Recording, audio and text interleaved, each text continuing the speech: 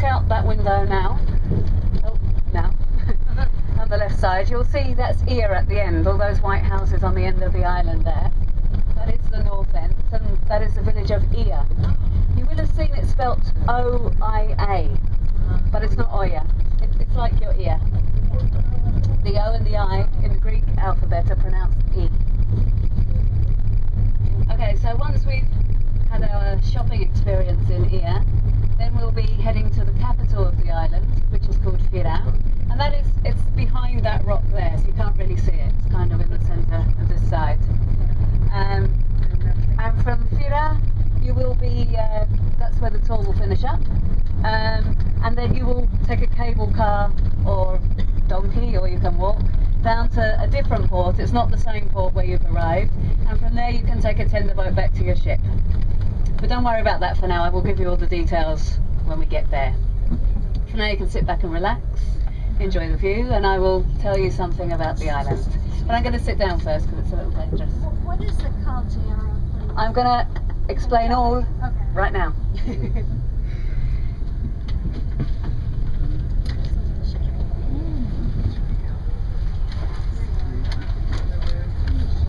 So when you arrived this morning, you will have noticed that Santorini is not just one island. It's actually a group of 5 islands. We are currently on the main island. This is the island of Fira. And this is where most of the people live. We have a population of about 15,000 inhabitants, and the main industries are tourism and wine production. If you look out your right-hand window, right across the way, you'll see another island with white houses on the top. That's the island of Thirassia, and has a population of about 300 inhabitants. If you look to your very left, you'll see a very small island with like a white cap on top. That's called Santorini, which means white island, which is quite obvious why it's called that. And as you can imagine, looking at that rock out there, there are no inhabitants living on there. In the middle we have 2 more islands. The further of the 2, and the smaller one, is called Kameni, which means the old burnt island. Kameni has 1 inhabitant, 1 official inhabitant, and a flock of goats. A herd of goats. And in the centre of all the islands you can see Kameni, which means new burnt island. So as you can imagine, these burnt islands are actually what we refer to as the volcano. Kameni is still an active volcano. If you walk up on top, you can still see the smoke coming out the top. It will erupt again someday, although not today, I don't think. So, if we go back in history, if you had come down to Santorini 3,500 years ago, you would have found just 1 island here. It was a round island. It was referred to as Strongili, which means the round one. And in the middle of this round island was a very shallow seawater lake. And in the middle of the shallow seawater lake was just the top of a volcano. And then in 1600 BC, the volcano erupted. It was a huge eruption. They say the biggest volcanic eruption ever witnessed by mankind. It went on for several days. Lava ashes flew 35 kilometers into the air. 40,000 million tons of molten lava spewed out from under the earth, and pumice was flown all over the region. So it was a huge, huge volcanic eruption. They say you could have heard it as far away as Sweden, and they've even found evidence and lava ashes spread all over Asia Minor and going out to the east. When everything quietened back down after this huge eruption, the one round island had been fragmented into 3 parts. So we were left with this island, the island of Fira, plus Thirassia, which is the long island over the way there with the white houses on top, and then Santorini, the very smallest island there with the white top. So these 3 islands were what were left after this huge eruption 3,500 years ago. The body of water in the middle of these three islands is known as the caldera. The caldera is a Spanish word meaning cauldron, so it's like a big cooking pot.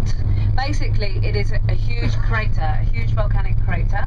So if you can imagine, at the moment we are climbing up the inside of that crater, and it's one of the largest craters that are in the sea in the world.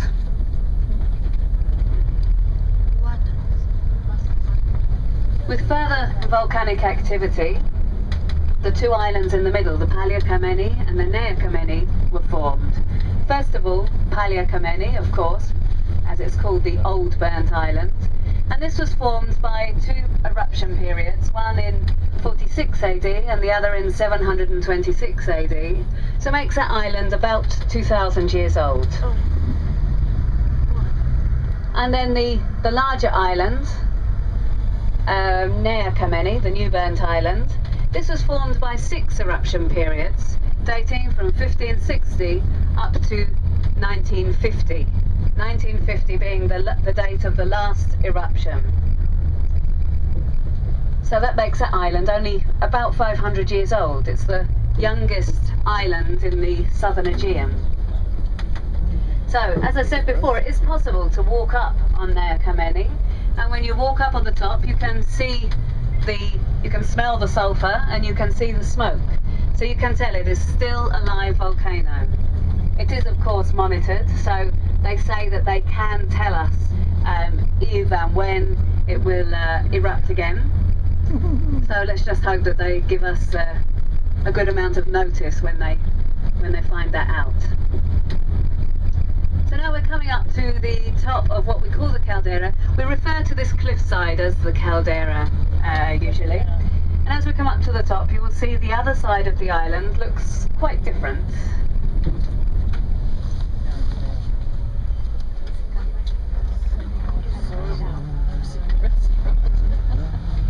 The other side of the island flows down to the black sand beaches.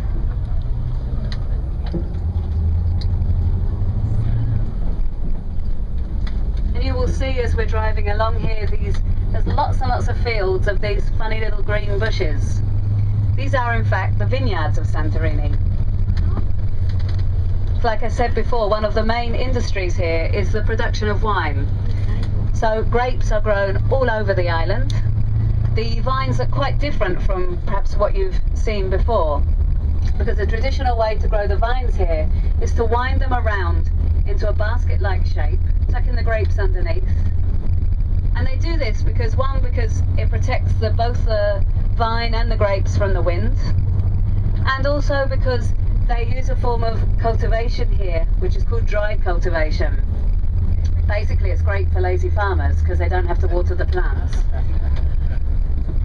Because of the humidity that we get here, put together with the volcanic earth, and we have a high incidence of pumice in the earth. The pumice is very porous and it soaks up the humidity from the air, especially during the evening times. And then during the daytime, it slowly releases this water off onto the plants. So they are watered by nature's own hand. By keeping the vines close to the ground, it means they can take best advantage of this way of watering the plants. Most of the grapes grown on this island are white grapes, although they do grow red grapes as well. The harvest time is in August, usually after the 15th of August religious celebrations that we have here. And you'll see now all the plants are dying back. They will cut them back, and you can see here very well on the left hand side how they have taken the main 3 branches and wound them round into a basket.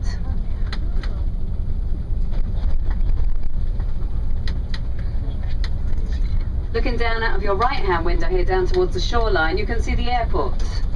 So you can also fly into Santorini. We have flights coming in during the summer months from all over Europe. It's very busy during the summer months. During this time of year, we mainly just have flights from Athens, so just a few flights a day. But it is also a military airport, so you do see the military jets coming in and out, and plenty of helicopters moving around from time to time. Out your right hand window up there on the hill is Pyrgos, which is the highest village on the island. It's very famous for its Easter procession, where the people walk through the village carrying the epitaph, and everybody lights fires outside their houses. So if you stand back from the hill, it looks like the whole village is on fire. They usually film this spectacle, and it's shown on Greek TV around Easter time.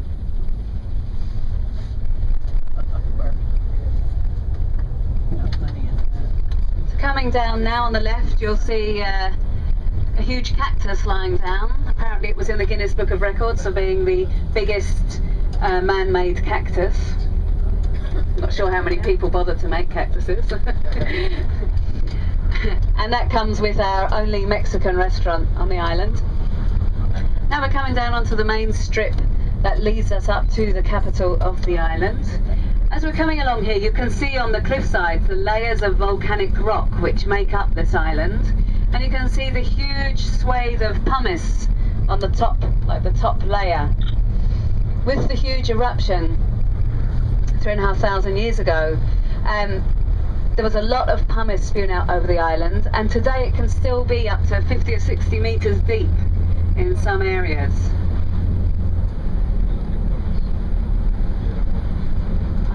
So straight ahead of us now we have Fira, the capital of the island. If you look going up from Fira, you have another couple of villages, and off to the left you've got a rock promontory sticking out by itself. This big rock is called Scaros. Now, Scaros just looks like a big empty rock now, but back in the Middle Ages that was the capital of the island.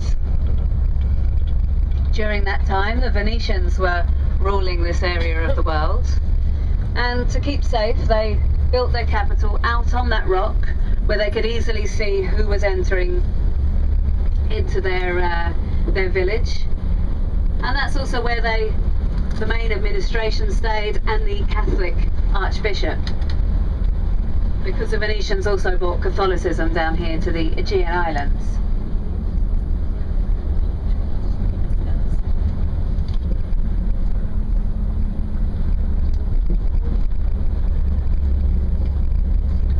So soon coming up on our left-hand side, if you look out and down the cliff a little bit, you'll see an old broken, looks like an old factory.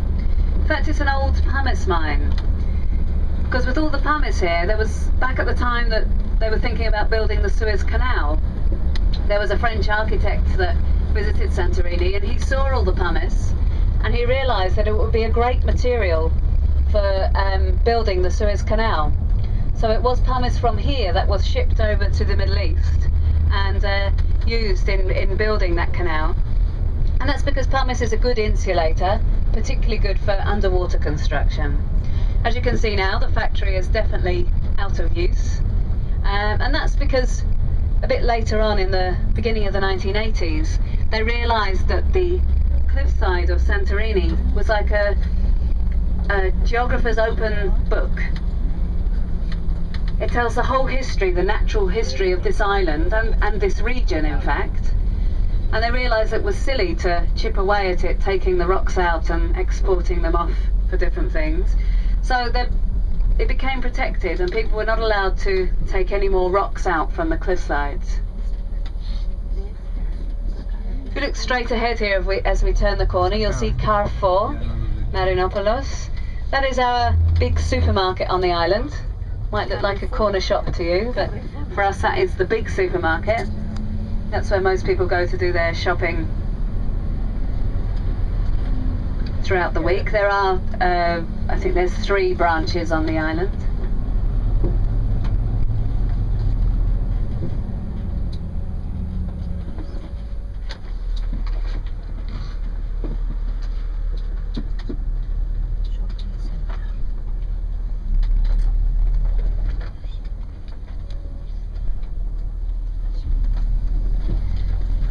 So now we're coming up the main approach to Fira.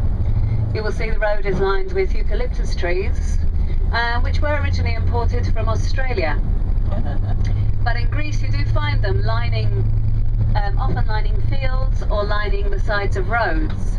And they say that's because they soak up a lot of water, so they're very good for drainage, particularly as you'll notice on the side of the road we don't have a lot of drainage facility there.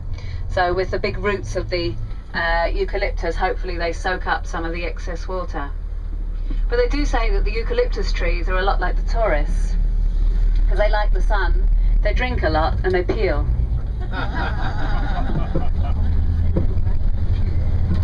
So now we're coming up into Fira. On the left hand side you have one of the high schools, and on the right hand side you have the local bus station. From there you can take a bus to any one of the villages on the island. On the left hand side here, this big building is the museum. It shows the findings from Akrotiri, which is our archaeological site in the south of the island. You may have heard of it. It's the prehistoric museum. If you look to your left, up at the skyline, you'll see the dome of the Orthodox Cathedral. And if you look straight ahead quickly, you'll see the cross and the tower of the Catholic Cathedral. Because even on this tiny island, we have two cathedrals. We're now coming into the main square of Fira. This is where people come to meet for a coffee, catch up on the gossip. Still pretty quiet at this time of the morning, but in a couple of hours it will be full of people wandering around about their daily business.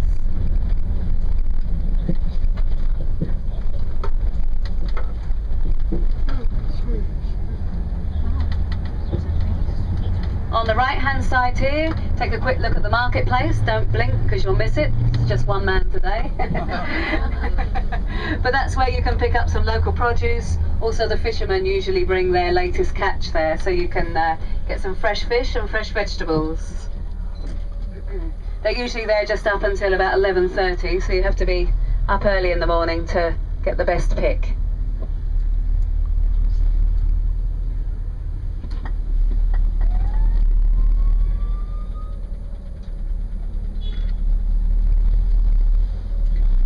Is pretty quiet at this time of year. We're actually off season now. Our main season runs from May until October, and those are the summer months. During those months the island gets very busy, particularly July and August, but now we still have a few people coming through, but it's a lot quieter. Still have quite good weather, so it's rather a nice time to visit the island. But from now on in it will get quieter and quieter until the springtime, when business will start to pick up once again. Also during the winter months, a lot of the people who live and work here leave. Many of the Greeks go back to their own cities or villages on the mainland of Greece. And also there are many people living here from all over the world who return to their homes or just go off for a nice long winter holiday. So there's not much to do here in winter. There's not much employment during the winter months.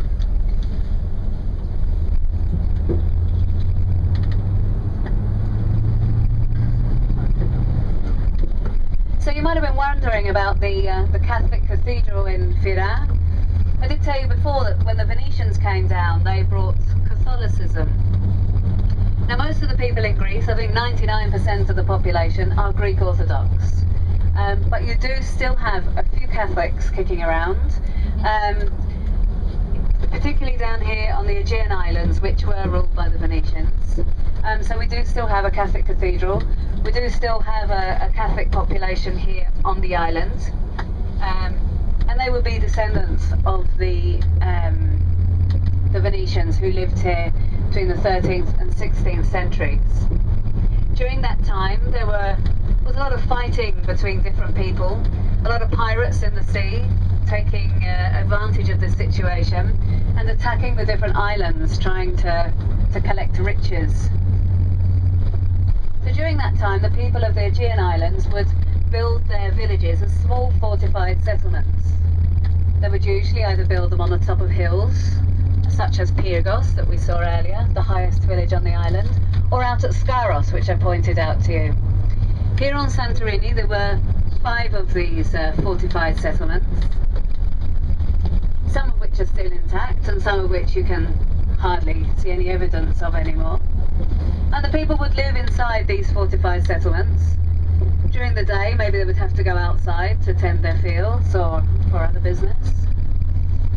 But if they saw people arriving at the island that were not welcome, they would ring a bell and the people would all run for cover inside the fortified settlements. People who were not accepted by the societies at that time would not be allowed inside the fortified settlements.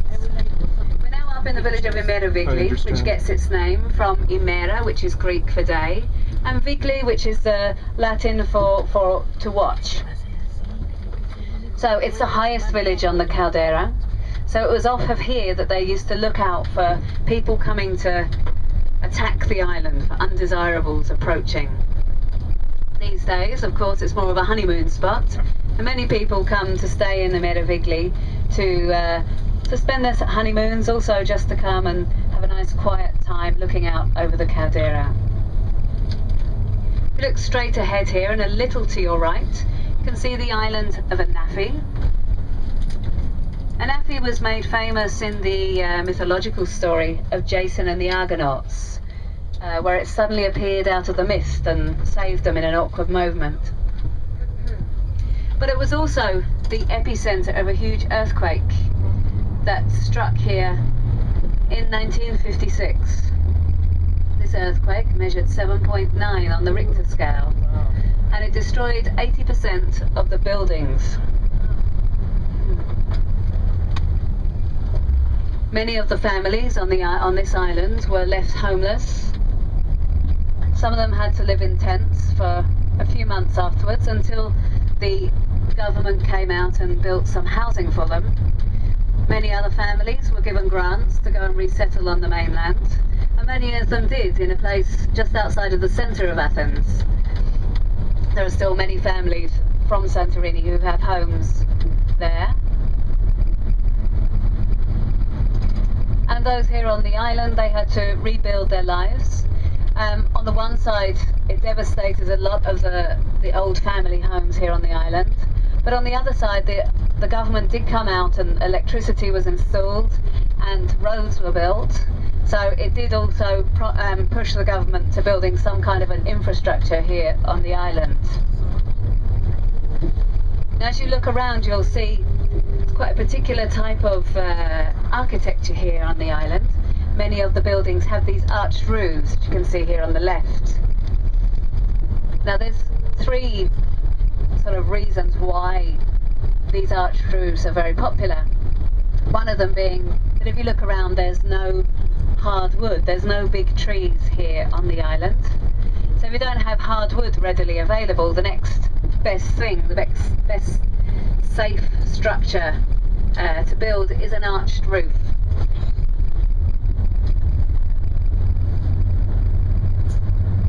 Also, another reason for these roofs is that after the 1956 earthquake, they realised that the buildings, or parts of buildings, that had survived the best were the ones with these arched roofs.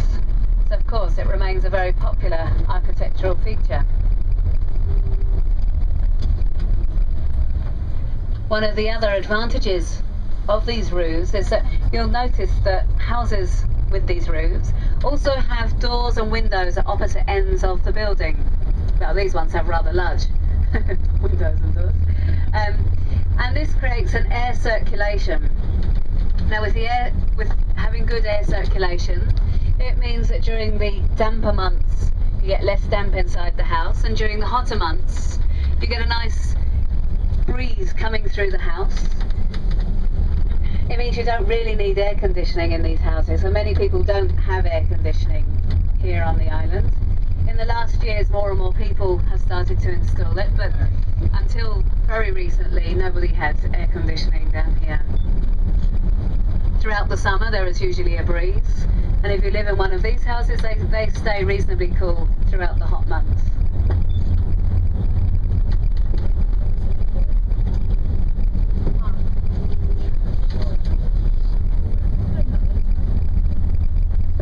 That's quite a clear day today. You can see lots of islands out there. I am leaning all over you. Usually you can't see most of these islands. Let's have a look now. Straight ahead of us here you have Ios. To the right you have, I think that's the top of Naxos over there, and then you have Amorgos further to the right.